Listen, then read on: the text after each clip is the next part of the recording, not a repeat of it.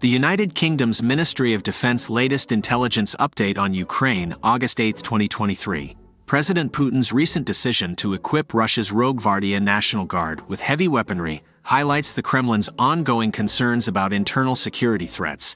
Created in 2016 under Putin loyalist Viktor Zolotov, Rogvardia has up to 200,000 personnel, tasked with suppressing domestic unrest and dissent.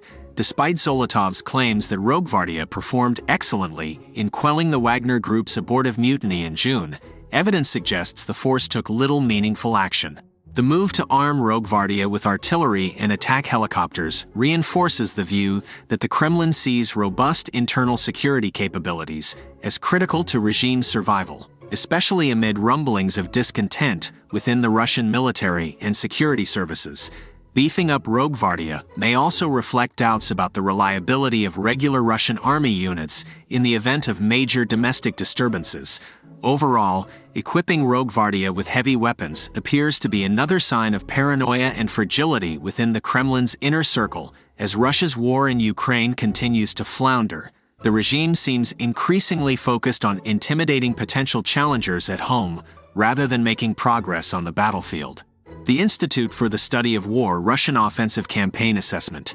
Recent Ukrainian military activity near Kherson suggests a possible shift in tactics, although the scale and impact remain uncertain. On August 8, Ukrainian forces conducted a limited raid across the Dnipro River, landing troops on the southern bank near Kazachy Lopan. Russian sources indicate the Ukrainians momentarily broke through defensive lines up to 800 meters inland before being repelled. The raid follows Russia's recent redeployment of veteran airborne units from this area to Zaporizhia Oblast. They were replaced with less experienced mobilized personnel, likely weakening Kherson's defenses. While occupation head Vladimir Saldo downplayed the Ukrainian raid's significance, most Russian military bloggers acknowledged Ukrainian forces landed and engaged in firefights before withdrawing. It remains unclear whether Ukraine has secured any persistent foothold on the Dnipro's southern bank. However, the raid may preview more ambitious Ukrainian efforts to destabilize and stretch Russian defensive lines in Kherson. The activity comes amid Ukraine's stated intent to step up counteroffensive operations in the south. While likely still limited in scale for now, any Ukrainian incursions across the Dnipro could signal a significant shift in battlefield dynamics. The Institute for the Study of War Key Takeaways today. The Institute for the Study of War will refrain from definitive assessments about the situation in Kherson until visual confirmation emerges of any persistent Ukrainian foothold east of the Dnipro River. The limited raid shows Ukrainian willingness to destabilize Russian positions.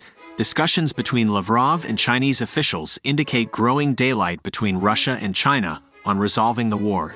China's participation in Saudi-brokered talks and Lavrov's cool response suggest China favors negotiation while Russia remains uncompromising.